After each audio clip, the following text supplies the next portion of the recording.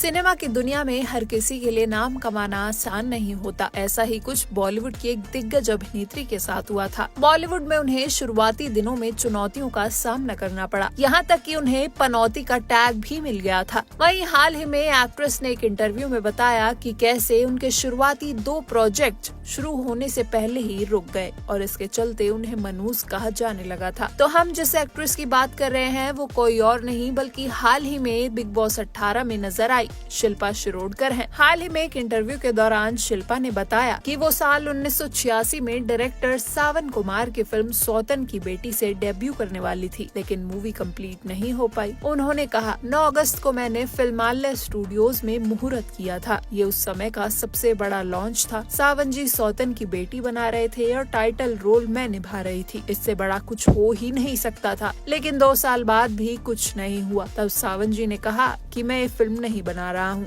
अगर बाहर से कुछ ऑफर मिलते हैं तो ले लो। इसके बाद शिल्पा की मां ने फोटोग्राफर गौतम राजाध्यक्ष से कांटेक्ट किया, जिन्होंने उन्हें बोनी कपूर और सुरेंद्र कपूर से मिलवाया। शिल्पा ने बताया कि बोनी कपूर के पिता सुरेंद्र कपूर को वह बहुत पसंद आई और वादा किया कि वो उन्हें संजय कपूर के अपोजिट फिल्म जंगल में कास्ट करेंगे, लेकिन बाद में उन्होंने जंगल का आइडिया ही ड्रॉप कर दिया और प्रेम बनाने का फैसला किया, जिसमें शिल्पा उस किरदार में फिट नहीं बैठी। इस तरह वो फिल्म भी उनके हाथ से निकल गई। एक्ट्रेस ने आगे बताया कि लगातार उनके हाथ से फिल्में निकलने के बाद इंडस्ट्री में उनके बारे में बातें बनने लगी। इसी दौरान किसी ने शिल्पा के लिए मिथुन चक्रवर्ती से बात की। उन्होंने दादा से कहा, दादा, इस लड़की की 2 फिल्में बंद हो चुकी हैं और अब इंडस्ट्री में लोग इसे लेकर तरह तरह की बातें कर रहे हैं, प्लीज इसे लॉन्च कर दीजिए। लोग मुझे मनहूस पनौती कहने लगे थे।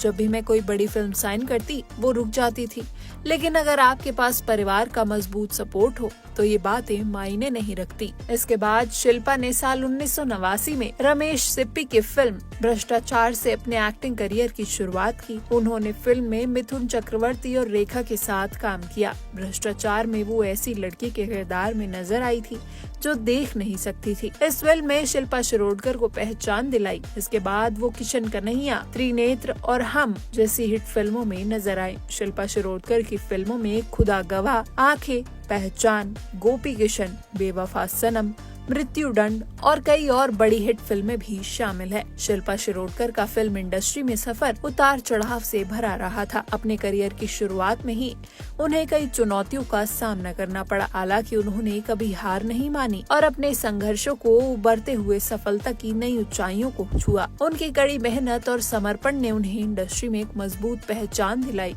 हाल ही में शिल्पा शिरोडकर ने बिग बॉस 18 में अपनी भागीदारी से एक नई दिशा में कदम रखा। इस शो में उन्होंने अपने व्यक्तिगत और पेशेवर जिंदगी के बारे में खुलकर बात की, अपने माता पिता की मृत्यु के बाद के गहरे अवसाद और उससे उभरने की प्रक्रिया को भी शेयर किया। उन्होंने ये भी बताया कि उनके पति के सपोर्ट से उन्हें इस कठिन समय से निकलने में कितनी मदद मिली थी। शिल्पा की ये यात्रा न केवल उनके व्यक्तिगत संघर्षों की कहानी है, बल्कि ये भी दर्शाती है कि कठिनाइयां जीवन का हिस्सा है और उनसे उभरने की ताकत हमारे भीतर ही होती है। तो फिलहाल के लिए बस इतना ही। बॉलीवुड जगत से जुड़े ऐसे ही दिग्गज कलाकारों के अनसुने किस्से जानने के लिए देखते रहिए TNP एक्सप्लोर।